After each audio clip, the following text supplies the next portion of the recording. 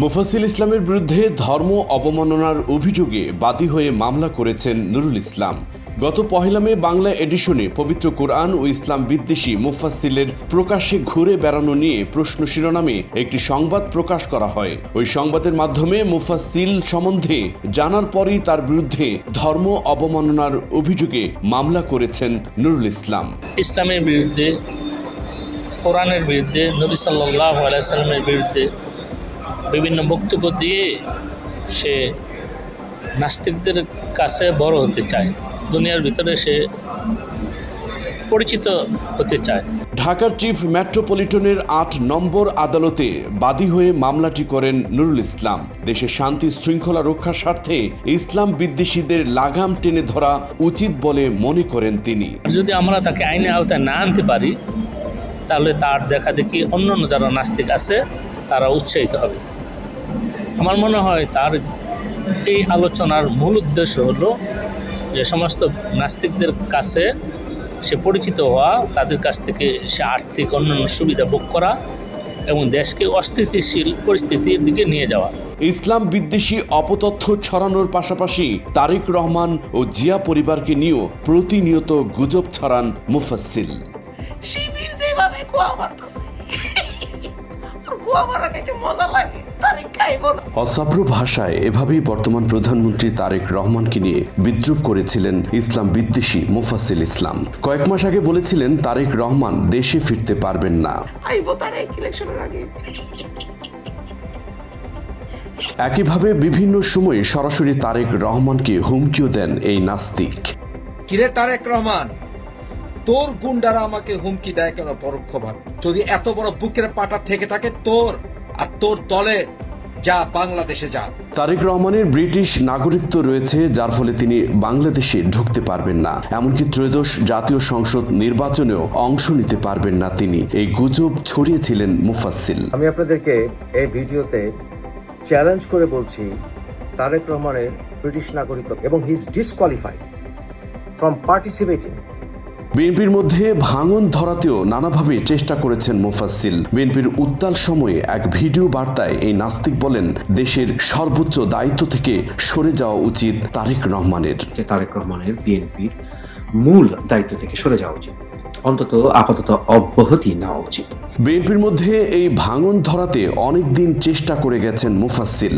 আরেক ভিডিওতে ইসলাম বিদ্বেষী মুফাসসিল দাবি করেন, বিএনপির সিনিয়র নেতাদের অপমান করেছেন তারেক রহমান। বসই তো থামস আপ দিয়ে দিছে, আর নেতাগো বুইর আঙ্গুল দেয় দিছে। তারেক রহমানের এখন কি করা উচিত, এমন শিরোনামে আরেকটি ভিডিওতে স্বৈরাচার শেখ হাসিনার সাথে খালেদা জিয়ার নাম মিলিয়ে মুফাসসিল বলেন, খালেদা জিয়া পুরো একটা প্রজন্ম নষ্ট করেছেন।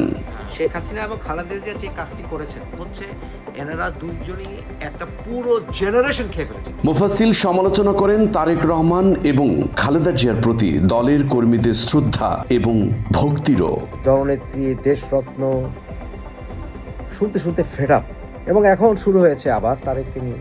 তারেক 7.5 মিনিট হেঁটে তার বাসা থেকে অফিসে গেছে, দুনিয়া উল্টে ফেলেছে।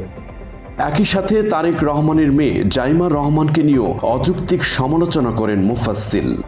তারেকের মেয়ের বেড়াল, তারেকের মেয়ে খালেদা জিয়ার মতো ভবিষ্যতে হবে। বিএনপিকে ঐক্যবদ্ধ রাখায় অনেকেই প্রশংসা করেন তারেক রহমানের, তবে মুফাসসিলের দাবি বিএনপিকে ধ্বংস করার অন্যতম কারিগর তারেক রহমান।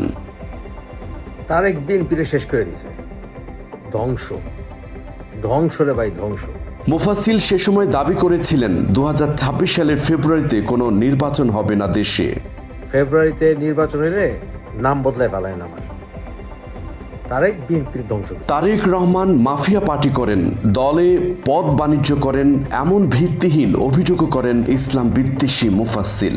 মাফিয়া পার্টিগিরি করস, তুই পদ ব্যবসা করস, তুই দলটারে শেষ করে দিচ্ছিস, তুই দেশে বিপদে ফেলাইছিস। মাত্র 30% টাকায় জমির মালিক হয়ে নতুন বাংলাদেশের গড়ে তোলার স্বপ্ন দেখা বাংলা বসতি। মুফাসসিল তারেক রহমানকে নিয়ে আরো বলেন, গত 17 বছরে কোনো নির্যাতনের শিকার হননি বর্তমান প্রধানমন্ত্রী, অথচ নির্যাতনের শিকার হয়ে দেশ ছাড়তে বাধ্য হয়ে ইংল্যান্ডে নির্বাসিত ছিলেন তারেক রহমান। তারেক রহমান গত 17 বছরে সে কিন্তু নিপীড়িত হয়নি। মামলাগুলো কিন্তু সবে 11 সময় দেয়া। এসব অভিযোগের চূড়ান্ত পর্যায়ে এসে মুফাসিল দাবি করেন বিএনপি থেকে বহিষ্কার করতে হবে তারেক রহমানকে। প্রমাণ করলি তুই জিয়াউর রহমানের অযোগ্য সন্তান, তুই একটা কাওয়ার্ড, কাপুরুষ।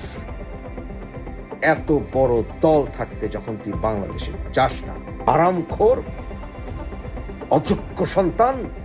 একইভাবে আইনগতভাবে সব মামলা থেকে তারেক রহমান খালাস পেলেও মুফাসিল কিংবা মুফার দাবি গ্রেনেড হামলা, 10 ট্রাক অস্ত্র মামলার নৈপথ্যে জড়িত ছিলেন বর্তমান প্রধানমন্ত্রী। থাকতে যখন তুই বাংলাদেশে যাস না, তুই 21শে আগস্ট গ্রেনেড হামলার সাথে জড়িত, তুই 10 ট্রাক অস্ত্র মামলার সাথে জড়িত।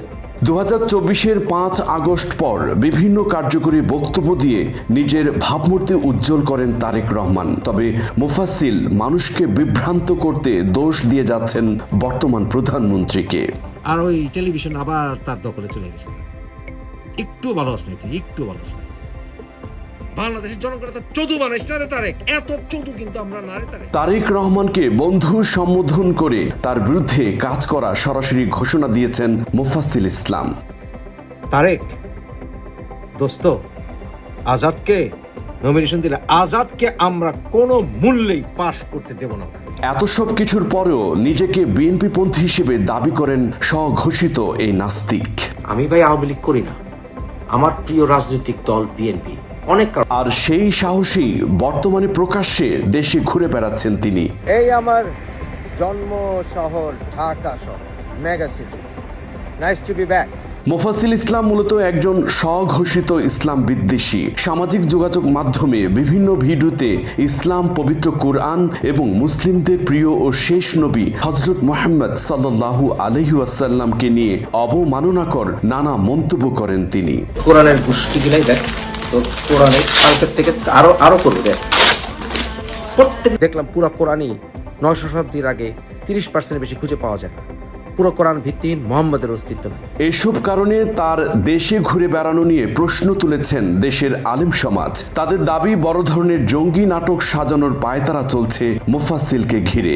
মানুষের তার দুশমন, যারা একটা দেশের 90% মানুষের দুশমন, তারা এই ভূখণ্ডেরও চরম মাত্রার দুশমনী করতে তারা একচুল পরিমাণ চিন্তা করবে না। দেখা যায় যে একজন নাস্তিককে কোনো একটা কমিউনিটির লোক হত্যা করে এরপর নিরীহ আলেমদেরকে গ্রেফতার করা হয়।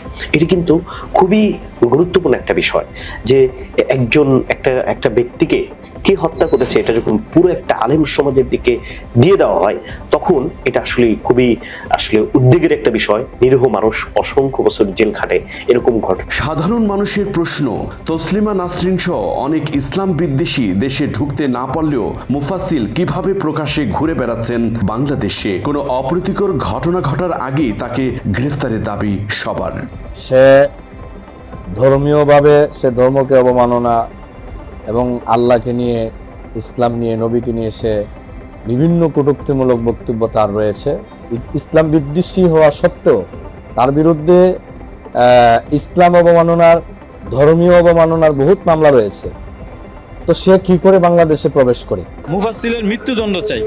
যে মুফাসসিলরা এই দেশে কিভাবে চলাফেরা করে, যে দেশের সরকার বর্তমানে জাতীয়তাবাদী ইসলামী বিশ্বাসে বিশ্বাসী, আমরা চাই না, আমরা সরকারের কাছে আবেদন করি যে মুফাসসিলদের মৃত্যুদণ্ড দেওয়া হোক। ইসলামের যে বিষয়ে যে সাংঘর্ষিক কথাবার্তাগুলো হয় সেটা হচ্ছে এই সমস্ত মানুষদের দ্বারা, অর্থাৎ আসাদ নুরুদ্দের মতো, তসলিমা নাসরিনদের মতো মানুষজনরাই বলে। এবং এই সাথে সাথে যদি আমি বলি, নতুন করে যারা এসেছে তারা কিন্তু নতুনভাবে ইসলামের, আমাদের যে ধর্মপ্রাণ মুসলিম আমরা রয়েছে, আমাদেরকে নতুনভাবে নতুন কায়দায় আমাদেরকে আঘাত আনা হচ্ছে।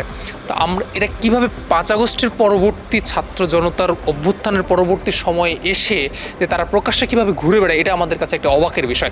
ইসলাম বিদ্বেষী থেকে তারেক রহমান এবং জিয়া পরিবারকে নিয়ে অপতথ্য ছড়ানো মুফাসসিলের বিরুদ্ধে দেশের স্বার্থে দ্রুত ব্যবস্থা নেওয়ার আহ্বান সচেতন মহলের। আবু তাহের নয়ন, বাংলা এডিশন, ঢাকা।